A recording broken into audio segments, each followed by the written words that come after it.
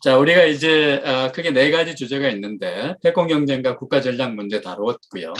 또 이제 긴밀하게 연관돼 있는 제4차 산업혁명에 대한 논의를 그 이론적, 실천적 함의를 지금까지 이제 다루었습니다. 그래서 뭐 이제 한국적인 상황에 대한 그런 좋은 말씀을 많이 해주셨지만 그럼에도 이 첫째, 두 번째 주제는 아무래도 좀 지구적 차원의 좀 세계적인 의미가 이제 강한 그런 주제이고요.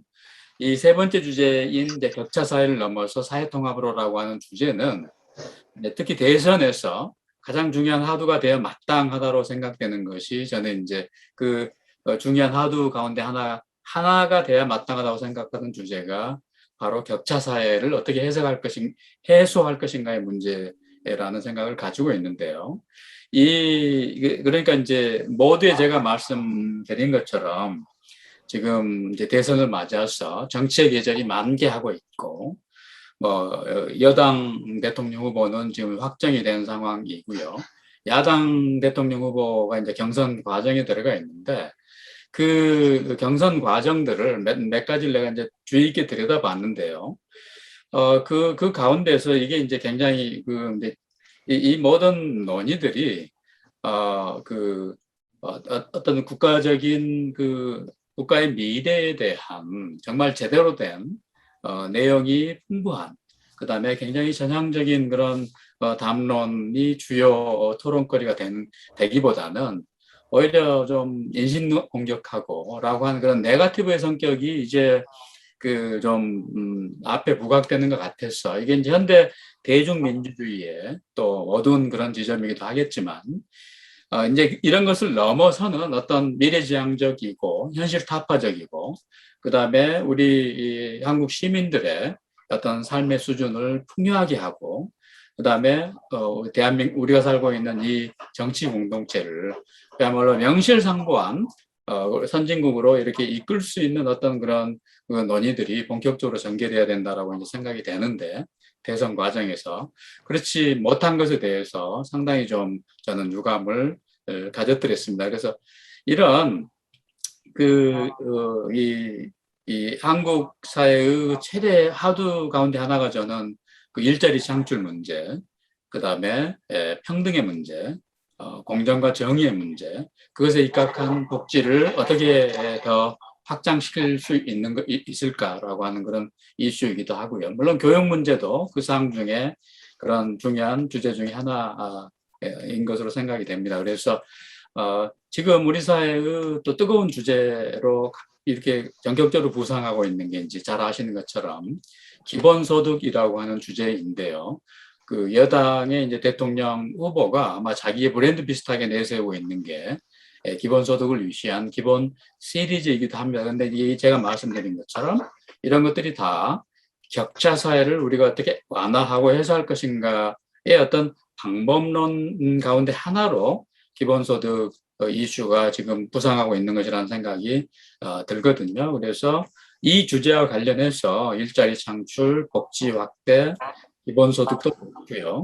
격차 사회를 우리가 어떻게 완화시킬 수 있겠는가. 특히 한국 사회에서 이것과 관련해서 좀 선생님들 말씀을 들어보도록 하겠습니다. 그냥 자유롭게 말씀들 하시죠. 최진석 교수님께서 제일 먼저 말씀해 주셔야 될 주제입니다. 예, 분부대로 하겠습니다. 예, 근데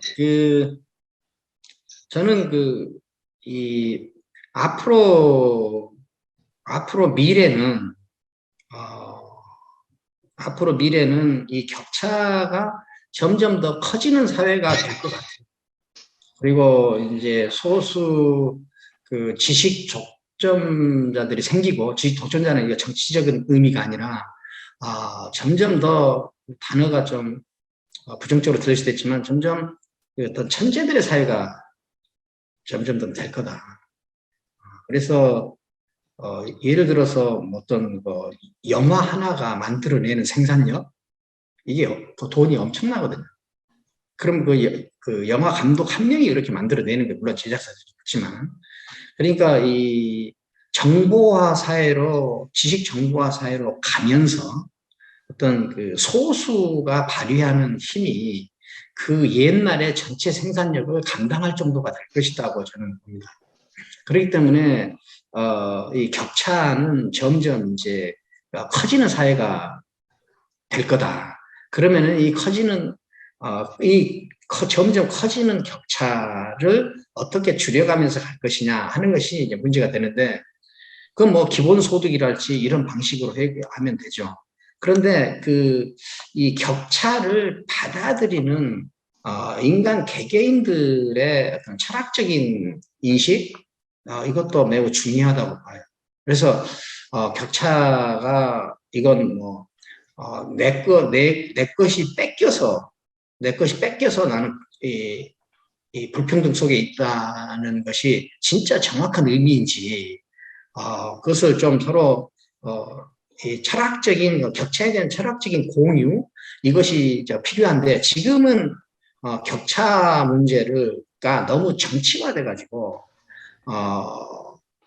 이 격차에서 내가 이 소외된 사람이 되지 않을 수 있는데도 구조적인 문제로, 혹은 많이 가진 사람들의 착취로 이루어져 있다, 이 격차가 하는 인식이, 물론 전체적으로 틀린 인식은 아니지만 그런 인식으로 계속 가는 거는 좀 이 격차 문제를 해결하기보다는 계속 정치적 갈등 재료로 쓸 수가 있을 것이다. 그런데 저는 이 격차가 지금보다도 더 커지는 사회는 이동할 것 같다고 보는 것이 제 관점입니다. 그 다음에 이 격차를 다루는 것, 우리가 무엇이 존재한다, 어떤 현상이 있다, 그것도 중요하지만 그 현상을 어떻게 다루느냐, 그 현상을 어떻게 다룰 것이냐 하는 것도 굉장히 중요한 문제거든요. 왜 그러냐면은 같은 현상에 대해서 모두 다 같은 태도를 취하지는 않습니다. 그러니까 어떤 현상에 대해서 어떤 태도를 가져야 될 것인가 하는 매우 좀 이렇게 지적이고 과학적인, 그리고 또 철학적인 인식이 공유될 필요가 있다고 저는 그렇게 봅니다. 지금 제 이야기는 매우 듣기 싫어하는 사람들이 많을 겁니다. 그런데 이제 저는 그렇게 생각하고요. 그 다음에 어떤 정의를 이룰 것인가, 어떤 공정을 이룰 것인가 하는 문제는 이거 정치적으로 해결해야 될 문제죠. 그런데 사회가 어떤 정의, 어떤 공정을 이루는가 하는 문제보다도 지금 우리 사회의 가장 큰 문제는 공정과 정의가 선택적으로 적용된다는 거거든요. 이럴 때는 이게 공정이었는데 저럴 때는 저게 공정이랄지, 이럴 때는 이게 정의였는데 저럴 때는 저게 정의랄지. 그러니까 저는 그 공정한 사회냐 공정하지 않는 사회냐보다도 일단 공정한 사회를 이루기 위해서는 공정 자체를 공정하게 유지하는 것이 더 중요하다. 예, 제가 좀 중간에 끼어들겠습니다. 텐사 교수님 말씀에 이제 원칙적으로 동의하면서도, 예. 격차 사회에 이제 격차의 확대라고 하는 것이 이제 경향적으로 지속되고 있다라고 하는 것은 관련 학자들도 이제 다 인정하는 사항이고요. 네. 토마 피케티가 전 사회 지식사회의 어떤 총화로 이제 등장하게 된 바로 그 연결고리이기도 합니다. 그런데 이제 그 창조적 소수가 그 인류 역사를 이제 선도해 나가고, 그 다음에 이제 뭐 이런 경제적인 성과를 팽창적으로 확장해가는 과정에서 이제 그런 천재라고 우리가 부를 수 있는 인물들의 결정적인 기여, 이런 것도 우리가 이제 부인하기 어려운 게 사실일 겁니다. 그러나 이제 또 다른 관점에서 보면 그런 격차라고 하는 것이 이를테면 합리적으로 보통 시민들의 상식적인 시각에서 볼 때 합리적으로 수용 가능한 그런 양태나 그런 수준의 격차, 그리고 전혀 그렇지 못한, 우리가 이제 요새 한국 사회의 뜨거운 감자가 되고 있는 대장동 비리 문제에서 확인할 수 있는 게 이제 바로 그런 전형적인 이제 그런 것이거든요. 그래서 우리가 보통 시민들이 합리적으로 받아들일 수 있는 그런 상식적인 감각을 훨씬 넘어서는 이런 그러니까 불공정한 격차가 되겠죠. 이런 거에 대해서는 우리가 당연히 정치적인 논쟁거리가 되는 게 당연한 거고요. 아주 날카로운 어떤 열려져 있는 그런 태도로서 그것을 우리가 엄정하게 논의하고 평가해야 되는 것은 이제 너무 마땅하다고 생각합니다. 뒷부분에 그 최 교수님의 말씀 중에 공정과 정의라고 하는 그런 굉장히 아름다운 언어들이 오히려 굉장히 선택적으로 이제 적용되면서 만들어내는 역기능에 대해서 아주 그 날카롭게 지적을 해주셨는데 그 부분은 뭐 전폭적으로 동의합니다. 네, 저도 정의와 공정이라고 하는 것 자체가 사실은 보편적 이념이기 때문에 그것을 선택적으로 뭐 당파 이롭게 그 사용한다라고 하는 자체가 사실은 모순적이고 이제 성립되기 어려운 그런 사용법이겠죠. 죄송합니다. 말씀하시죠. 그 윤평희 교수님의 그 앞에 격차 사회에 대한 언급은 그거는 저는 100% 동의하고요. 100% 동의. 그런데 저는 그 대장동 문제는 이것은 그 사회 격차의 문제가 아니라 나는 이것은 범죄의 문제라고 보는 거죠. 저는 그 대장동 문제를 이제 격차의 문제 보지 않고 이거 사회 이렇게 범죄의 문제로 본다. 이건 그 다음에 저는 그 공정과 정의 그 이상하게 정의롭고 공정한 사회를 만들겠다고 주장한 사람들이 가장 폭력적이었어요. 폭력적이에요. 우리가 정의사회 구현도 있거든요. 그러니까 그때부터 지금까지 우리는 공정과 정의에 대한 합의를 이루지 못한 상태에서 선택적으로 자기들 임의대로 공정과 정의를 사용하고 있는 것이 더 큰 문제다. 저는 이거는 우리가 앞에서 말한 이 과학적 인식의 결여하고도 깊이 저는 연관된다고 봅니다. 그래서 우리는 아직까지 과학적 인식이 지식 학계에서도 그게 보편적으로 훈련되어 있지 않고 주관적으로 판단하는 그것이 아직도 심하다고 저는 봅니다. 그래서 한 가지 예를 들면요. 우리 이전에 지식계 제가 뭐 글에서 썼으니까 보실 수도 있겠지만 지식계 마치 이론인 것처럼 사용한 프로파간다가 있었어요. 그게 뭐냐면은 북한을 볼 때 내재적 접근법이라는 게 있었습니다. 북한을 이해할 때는 북한 사회가 가지고 있는 특수성에 기반해서 봐야 된다. 물론 저는 이렇다고 생각합니다. 그러면은 그것이 과학적 태도를 가지면은 그것이 혹은 공정한 태도를 가지고 정의로운 태도를 가졌다면은 그리고 또 그것이 이론이라면 그것은 한국 사회를 분석할 때도 그렇게 돼야 되거든요. 그러니까 한국 사회를 분석할 때는 보편적인 이론을 적용하고 북한 사회를 분석할 때는 내재적 접근법을 사용하고 해가지고 한국과 북한을 비교하는 일들이 비일비재했거든요. 이게 그때 한동안 우리 지식계 이거는 하나의 유행이었습니다. 이것도 사실은 공정하지 않은 거거든요. 그 차인석 교수님 말씀은 굉장히 중요한 지적이시고요.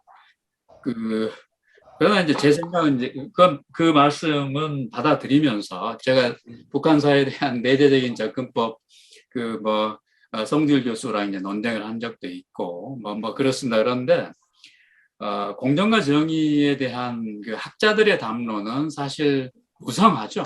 굉장히 많습니다. 사회주의 공동체주의 논쟁을 비롯해서 자기들끼리 치열하게 싸우죠. 뭐가 정의의 핵심이냐에 대해서. 그런데 이제 제 생각은 이렇습니다. 학자들이 전문적인 그런 논쟁의 일환으로 정의의 함의와 그 뭐 한계나 이런 것에 대해서 치열한 논쟁을 하고 있지만 사실 보통 시민들의 생활 세계에서 우리의 일상적 삶의 지평에서 공정과 정의는 저는 결코 그렇게 난삽한 것도 아니고 우리들의 삶의 실감으로 또는 상식의 차원에서 또는 살아가면서 갖는 어떤 균형 감각의 맥락에서 어떤 광범위한 공감대가 나는 엄존한다고 생각합니다. 그래서 정의와 공정은 사실 보통 시민들에게는 그렇게 어려운 것은 아니다라고 하는 이제 그 말씀을 좀 드리고 싶고요. 제가 저 세 분 선생님에게 좀 양해를 구해야 할 사항이 있는데 우리가 지금 격차 사회를 넘어서 사회 통합으로 가는 이 세 번째 주제 다루고 있지 않습니까? 그런데 지금 벌써 4시 50분에 다가가고 있는 거예요. 그래서 만약 괜찮으시면 5시 한 반 정도까지 우리 논의를 해도 괜찮으신지 먼저 허락을 받고 그 토론을 계속 진행을 할까 합니다. 어떻게 저는 괜찮습니다. 좋습니다. 네. 해주시면 네, 감사합니다. 그래서 그러면 제가 5시 반까지는 잠깐만요. 5시 반까지는 칼같이 제가 오늘 토론을 마무리를 하도록 하겠습니다. 좋습니다. 저는 한마디만 더 한다면은 이제 마무리를 하겠습니다. 네. 그러니까 저는 공정과 정의가 무엇이냐보다 더 중요한 것은 공정과 정의에 대해서 어떤 태도를 가지느냐가 우리 사회에서는 더 중요한 문제가 됐다. 예, 저는 그렇게. 최 교수님 말씀 잘 들었고 또 격차에 대해서 대하는 태도에 대해서는 많은 부분 공감합니다. 근데 저는 좀 다른 각도에서 우리 사회의 격차가 왜 얼마나 생겼는가를 잠시 말씀드려야 될 것 같다 이런 생각이 들었습니다. 우리가 일반적으로 빈부격차가 커지고 있다 그리고 사실 수치상으로 그런지도 모릅니다. 그러나 산업혁명이 일어나던 1800년 당시에 전 세계적으로 절대 빈곤율, 기하선상에서 의식주가 아니라 그냥 먹고 사는데 겨우 생명을 유지할 수 있는 절대 빈곤율이 90% 가까이 됐습니다. 이건 모든 통계가 보여주고 있는데 2010년에 절대 빈곤율이 10% 이하로 떨어졌습니다. 그러니까 우리가 격차라는 의미는 100만 원 가진 사람하고 1000만 원 가진 사람의 격차인지 1억 가진 사람하고 1000억 가진 사람의 격차인지 이게 격차가 다른데 우리가 격차를 한 가지로 설명해서는 곤란하다. 그러나 산업혁명이 일어나기 전에는 중산층이라는 용어 자체가 존재하지 않았습니다. 왜냐하면 일부 소수 특권층 외에는 전부 절대 빈곤층이었습니다.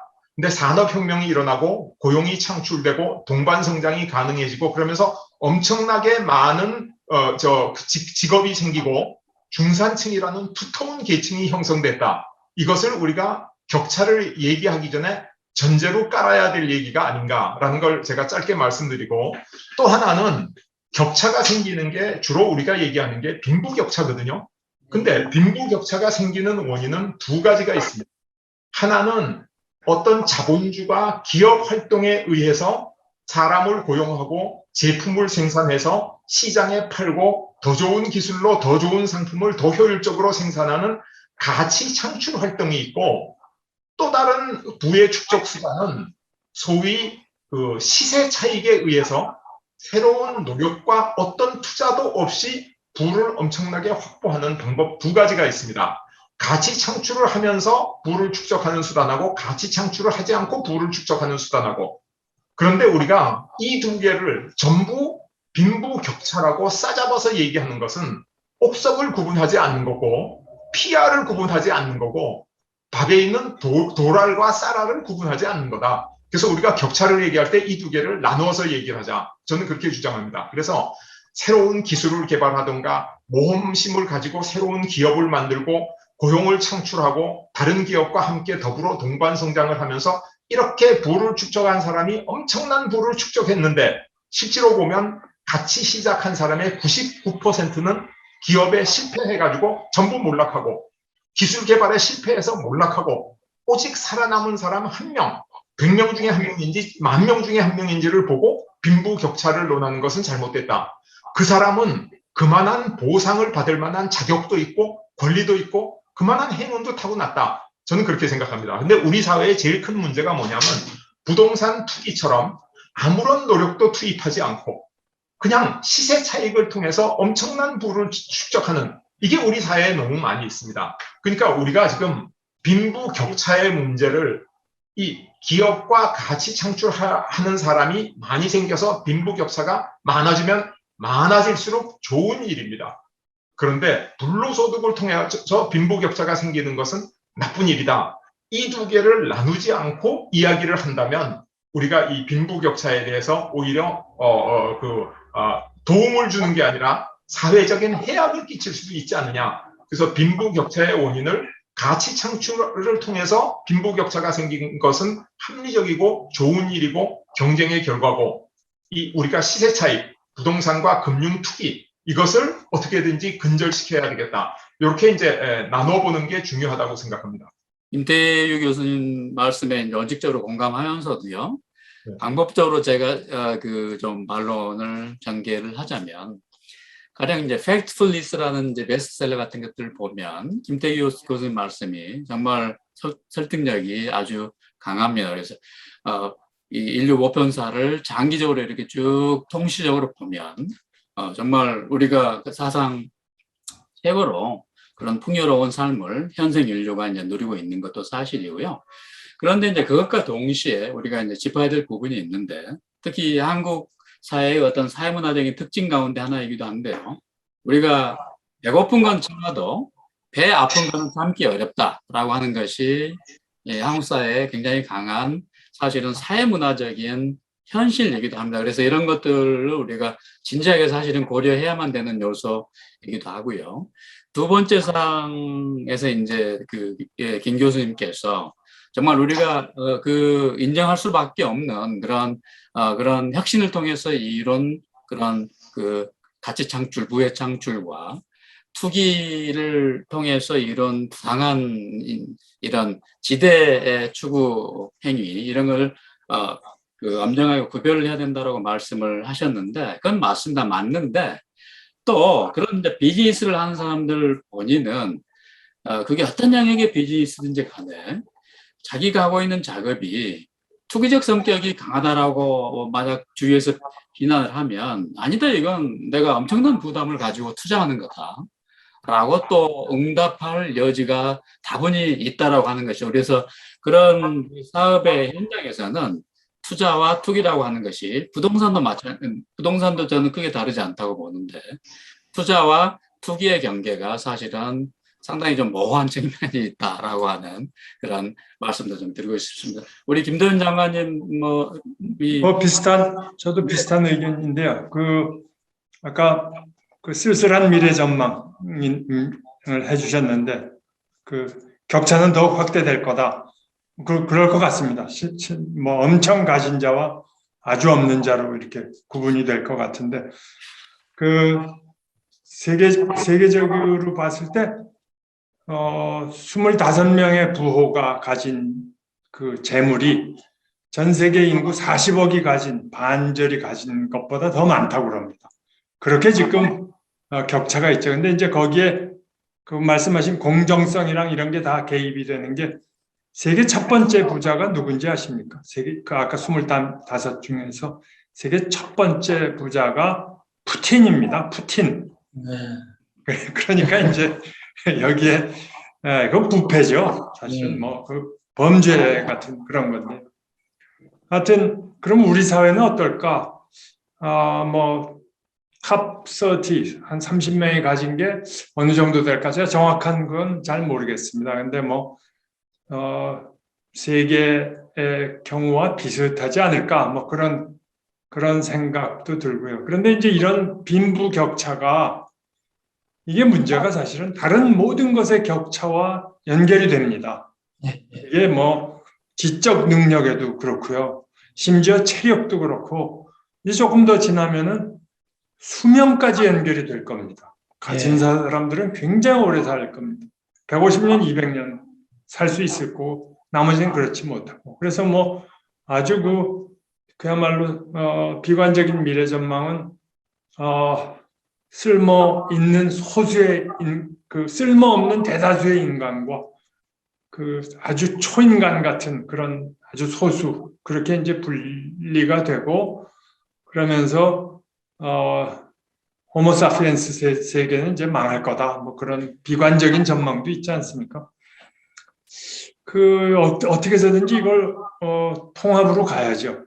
특히 우리 사회에서는 이게 아주 중요한 이슈인데, 저는 이걸 세금으로 흡수해서 나눈다. 이런 국가 정책에 굉장히 한계가 있다고 생각합니다. 이거 굉장히 세심하게 하지 않으면은, 지금 대부분 우리 국내에서 쌓고 있는 부도 그렇고, 이게 세계 무대에서 얻는 것 아니겠습니까? 이걸 국가에서 흡수하면은 세계 무대에서의 경쟁력을 상실할 가능성이 많습니다. 그런 의욕을 뺏어버리기도 하고 그러면 안 될 것 같고요. 그래서 굉장히 섬세한 정책이 필요할 것 같고, 저는 기본적으로 기본소득으로는 격차를 줄일 수 없다고 생각합니다.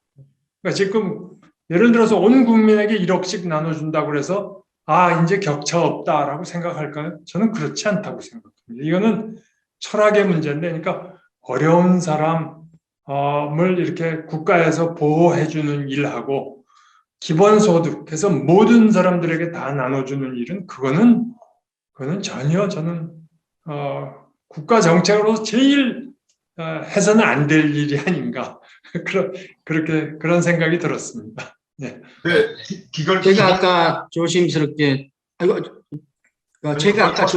말씀하시죠. 예. 제가 아까 조심스럽게 말씀드렸던 이유는 격차를 줄일 수 없는 것이 사실인지도 모른다. 그렇다면 이 격차에 대한 우리의 어떤 인식이나 태도가 상당히 과학적이고 철학적으로 정비가 돼야 될 것이다라고 저는 그렇게 보고요. 그 다음에 이 격차를, 빈부격차를 이야기할 때 항상 사회 통합을 이야기하지 않습니까? 그러니까 그 사회 통합, 우리는 지금 이 국가는 갈등을 줄이면서 가야 되는데, 근데 그 갈등을 줄이면서 가게 만드는 이 권력을 가진 사람들이, 지금 문제는 갈등을 증폭시키는 방법으로 권력을 유지한다는 거예요. 그러니까 이 사회 분열을 해가지고 분열을 시키고 그 분열시킨 한쪽을 자기의 우군으로 삼아서 권력을 유지하는 방식이 지금 진행되고 있다. 그러니까 이 사회 격차 문제도 이 분열을 조장하는 하나의 재료로 사용되는 것은 매우 위험하다고 보는 거죠. 그래서 저는 이 격차 문제에 대해서 좀 더 과학적이고 철학적인 인식이 필요하다고 보는 거였습니다. 그래서 이 격차 문제를 볼 때 이 격차로 사회가 분열된 면도 있지만 분열을 이용해서 이 격차를 정치화하는 요인도 있는데, 이것은 사회 통합을 위해서 그렇게 좋은 일이 아니다. 그러니까 아직도 사회를 가진 자와 못 가진 자로 나누어서 본다 할지, 그렇게 해서 가진 자는 뭐 이렇게까지 뭐 말할 필요는 없지만 그렇게 보는 방식들이 이 격차 문제를 다루는데 하나의 관점으로 작용한다면 이거는 위험하다. 그래서 이 억강부약이라는 말을 하거든요. 억강부약. 부자를 눌러가지고 부자를 눌렀는데, 국가에서는 강자나 약자나 다 국가 구성원들입니다. 그러니까 한 계층을 억눌러가지고 그 약자를 도와서 이루는 격차의 차이를 줄이는 이 일은 이 국가의 이 자원을 굉장히 축소시키거나 낭비하는 결과를 초래할 것이다. 저는 그렇게 봅니다. 그러면 제가 윤 교수님 아까 말씀하신 것처럼 투자와 투기를 구별하는 게 어렵다는 말씀에도 동의를 하고, 모든 사람이 투기꾼도 자기가 훌륭한 투자라고 주장하는 것에도 동의를 함에도 불구하고, 지금 우리가 열심히 공부를 해서 공부 잘하는 학생하고 시험 칠 때 치팅을 해서 좋은 성적을 낸 아이하고를 찾아내기가 어렵다 그래서 분리하지 않겠다는 것은, 이것은 학업 자체를 부정하는 거나 마찬가지입니다. 그러니까 올림픽에서 마라톤을 정말 열심히 뛰어가지고 완주한 사람하고 중간에 몰래 자동차 타고 간 사람하고 이거 찾아내기 힘드니까 그대로 다 두자. 저는 그 격차의 원인을 구분하지 않고는 절대로 이 문제가 해결이 안 된다고 생각합니다. 왜냐하면 제가 이제 가능하면 줄여서 짤막하게 말씀드리겠는데 우리 사회의 빈부격차를 1분위 사람부터 10분위까지 제일 가난한 10%하고 제일 부자 10%하고를 이렇게 비교를 해보면 제일 가난한 10%의 이 생활 수준이 향상되지를 않고 있습니다. 제일 부자 10분위는 계속 향상되고 있어서 빈부격차가 커집니다. 그런데 1분위 사람들이 김아무개, 박아무개가 계속 가난한 게 절대로 아닙니다. 자세히 들여다보면 통계를 1분위 사람들이 2분위, 3분위로 막 올라갑니다. 그런데 4분위, 5분위에 있던 사람이 사업에 실패하거나 아니면 몸을 다치거나 아니면 은퇴하거나 해가지고 1분위로 떨어지고 그 다음에 1분위에는 어떤 사람이 들어오냐 하면 맨손으로 사회에 진출하는 청년분이 진입을 하고 있습니다. 그래서 지금 사회의 소외계층이라고 알려진 1분이나 2분이나 요 아주 가난한 사람들은 누구의 도움을 절실히 필요로 하는 사람이에요.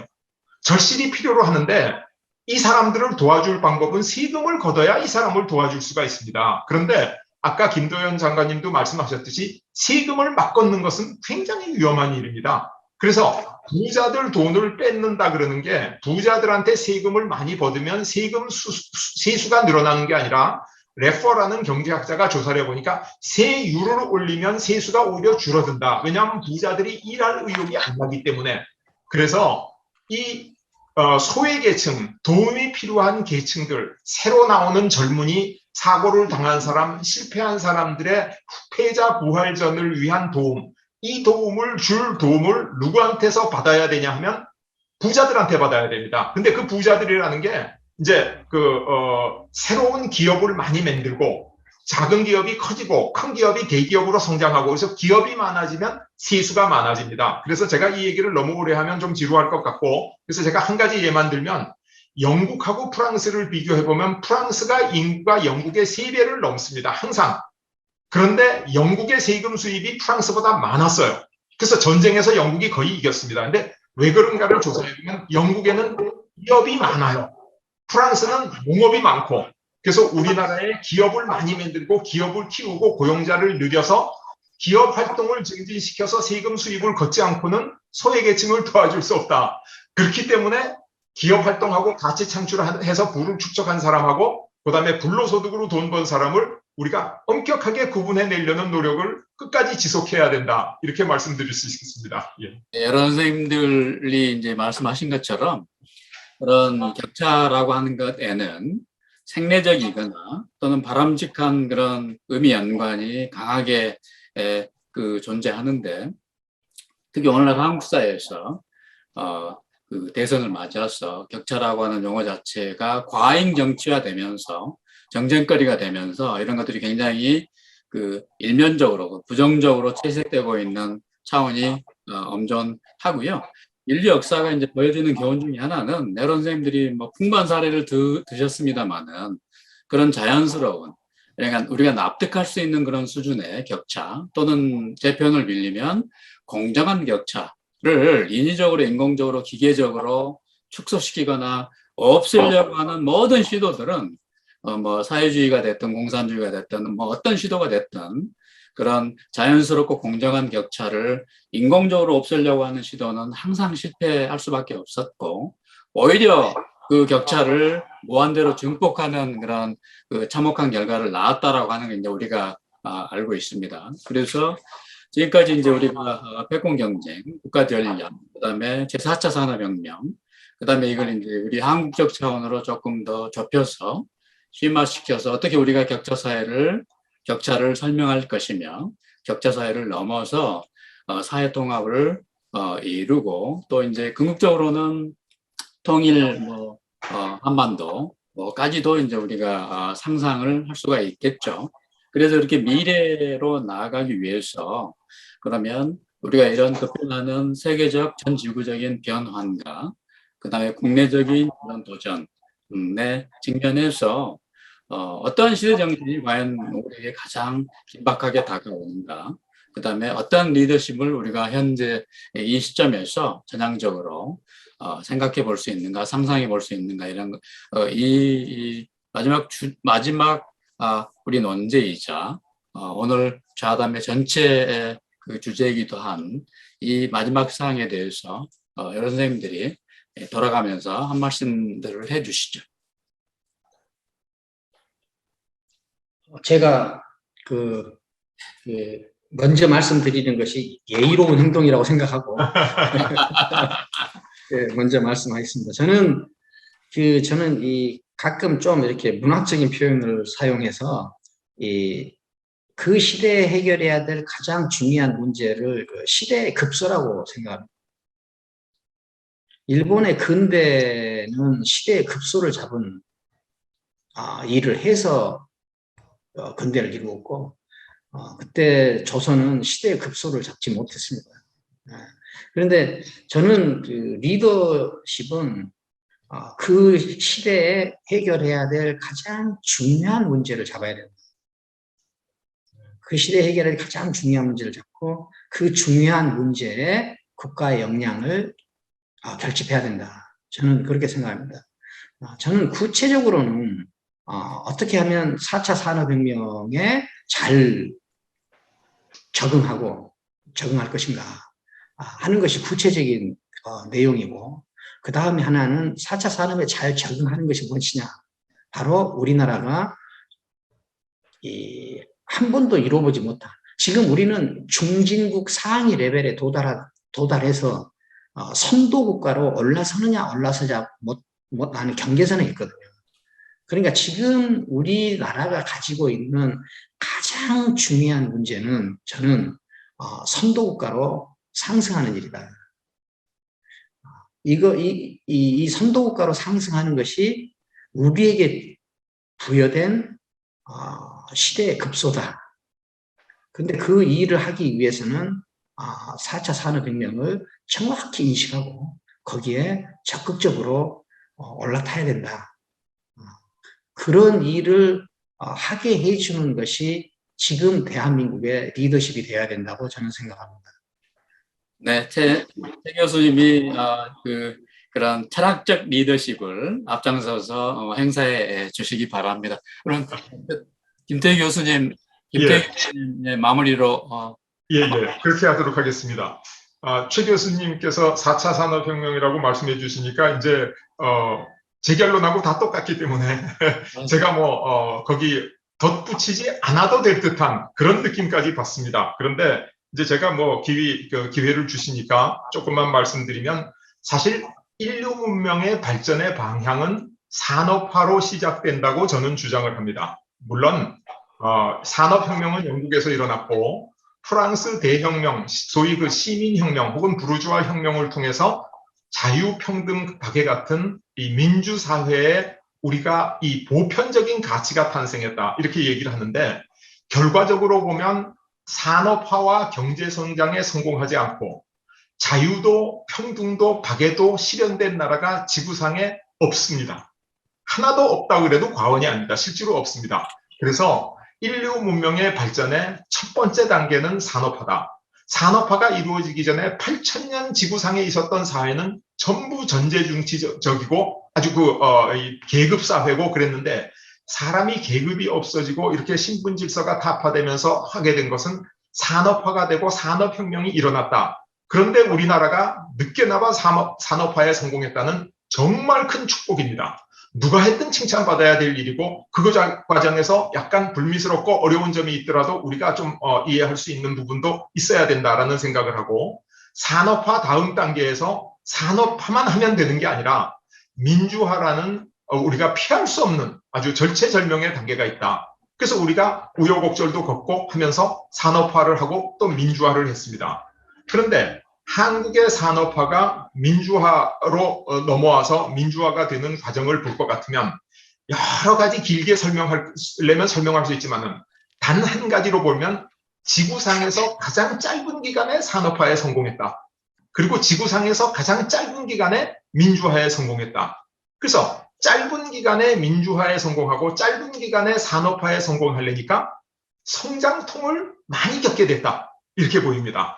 그래서 우리나라 산업화의 성장통이라는 게 공권력의 과도한 개입과 결부된 여러 가지 성장통들이 많이 있었어요.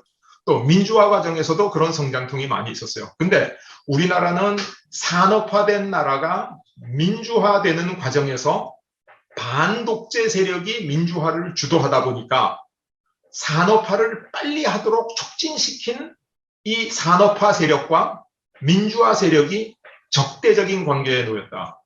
그래서 지구상에 있는 모든 문명 국가를 볼 때 산업화를 전제로 해서 민주화가 이루어졌다면 산업화와 민주화는 동반 성장하고 상생하는 관계에 있어야 될 두 세력이 우리나라에서는 너무 빨리 성장을 하다 보니까 압축 성장을 하다 보니까 이 둘이 적대적 관계에 놓인 게 지금 우리가 가지고 있는 선진화를 하지 못하는 절대적인 모순이다. 저는 그렇게 생각합니다. 그래서 뭐 여러 가지 그 복잡한 얘기는 또 따로 할 기회가 있으면 하고 아주 단순하게 결론적으로 지르면 우리나라의 산업화 세력과 민주화 세력이 화해해서 이 두 개가 적대적 세력이 아니고 동반 성장을 하는 호혜적인 세력 상승 관계로 갈 때 우리나라의 민주화가 완성된다. 저는 그렇게 생각합니다.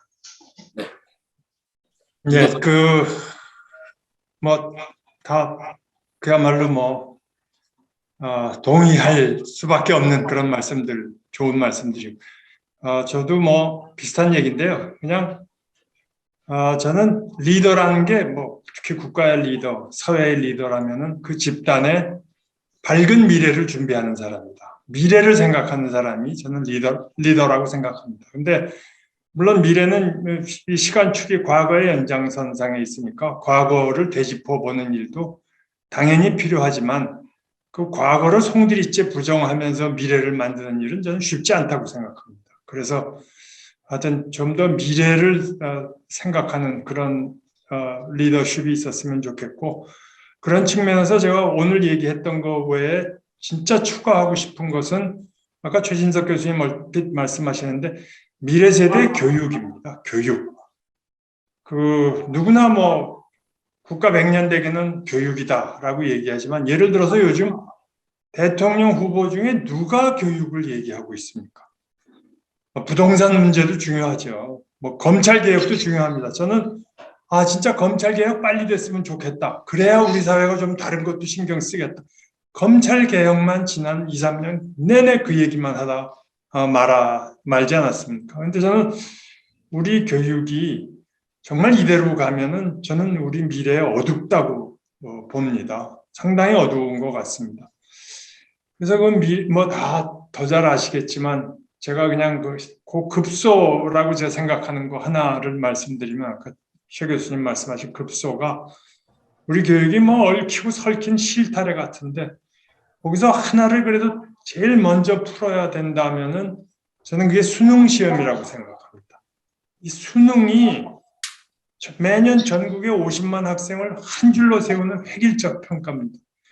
이거는 미래 사회에 전혀 안 맞는 평가 방법이고 그리고 그 평가에 맞춰서 교육을 하기 때문에 이게 그렇게 정답을 골라내는 정답과 오답이 있는 그런데 너무 익숙한 사람을 길러내는 것 같습니다. 저는 우리 정치 사회가 예를 들어서 이렇게 갈등하는 것도 자기가 생각하는 거 아니면 오답이기 때문입니다. 정답과 오답을 계속 골라내는 그런 사회였기 때문에 이 수능을 어떻게 해서든지 좀 긴 시간을 갖고 사회를 설득하면서라도 바꿔야 된다라는 거 하고요. 그런 리더가 필요하다라는 거 하고 그다음에 이것도 더 잘 아시겠지만 우리 대학교가 지닌 문제점입니다. 이 대학 경쟁력은 미래 경쟁력이라고 누구나 얘기하는데 그리고 저는 그런 생각합니다. 그러니까 대학은 사회에 필요한 인재를 기르고 사회는 또 대학을 지원해주고 그렇게 서로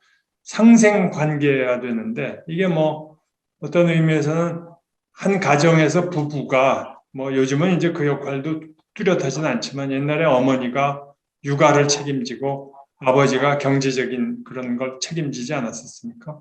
그렇게 했었는데 우리는 사회가 지금 이렇게 교육을 책임지는 대학을 저는 버렸다고 생각합니다. 버린 것 같습니다. 그러니까 완전히 이혼한 상황입니다.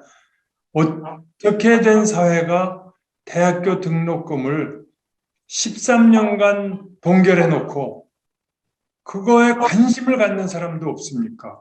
이건 진짜 그러면서 좋은 인재를 기른다. 그러면서 좋은 미래를 만들겠다. 이건 저는 완전히 불가능한 일인 것 같습니다. 그래서 이런 일, 사실 그게 국가에 돈이 없어서가 아닙니다. 조금 더 부언하자면은 우리 지금 초중등 교육에는 1년에 한 1억 5천만 원, 1조 5천억 원 정도가 남습니다. 그래서 마구 그 교육감들이 돈을 참 쉽게 씁니다. 그 1조 5천억 원만 대학에 남는 돈 같은 교육인데 그걸 대학에 투자하면은 훨씬 더 좋은 인재를 만들 수 있는데 그런 걸 안 하고 있습니다. 그래서 저는 이 우리 리더십 그 시대의 급소가 이 교육을 좀 생각하는 사람 그런 리더가 있었으면 좋겠다라는 생각을 하고 있습니다. 네, 예, 좋은 말씀 많이 들었습니다.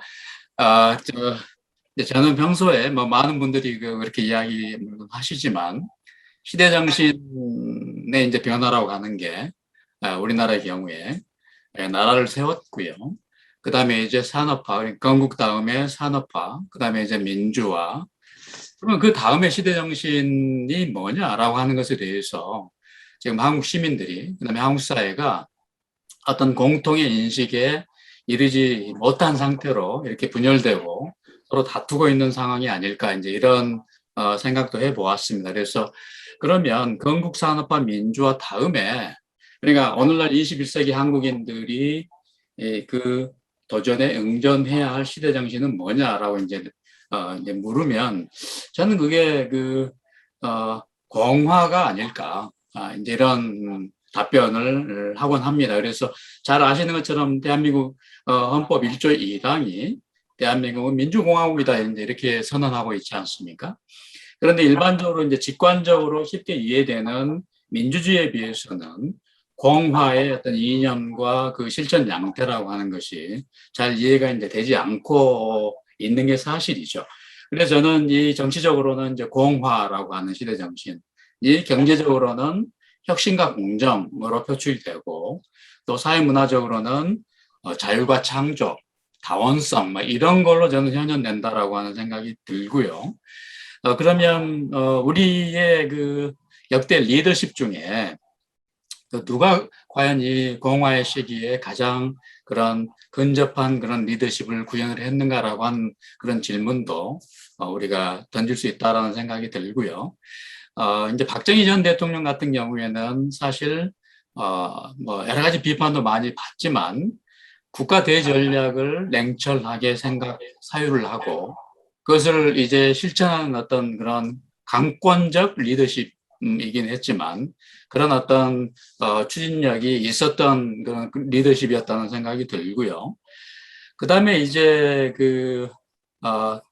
공화의 리더십에 가장 근접한 우리 이전의 대통령은 누구였는가라고 이제 누가 물으신다면 저는 그건 김대중 전 대통령이었다라고 하는 생각을 갖고 있습니다. 그래서 서생의 문제의식, 상인의 현실 감각이라고 하는 너무나 멋진 그런 이제 표현도 있고요.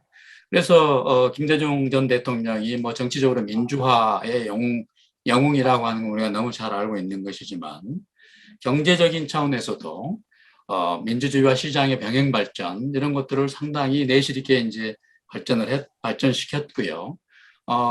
그 복지 정책을 완결시킨달지 국가인권위원회 설치, 그다음에 여성부 설치 이런 것들이 굉장히 사실 정부적인 것이었고요.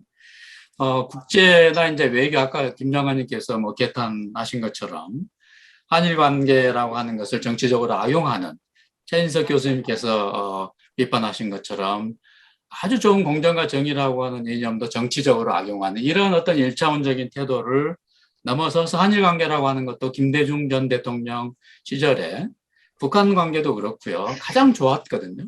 그러니까 이건 이제 두루 공화의 리더십에 가까운 이런 것들 당대의 시대 정신을 정확하게 읽고 공화의 리더십에 근접하는 그런 것을 성구적으로 DJ가 저는 실천을 했다라고 하는 생각이 듭니다.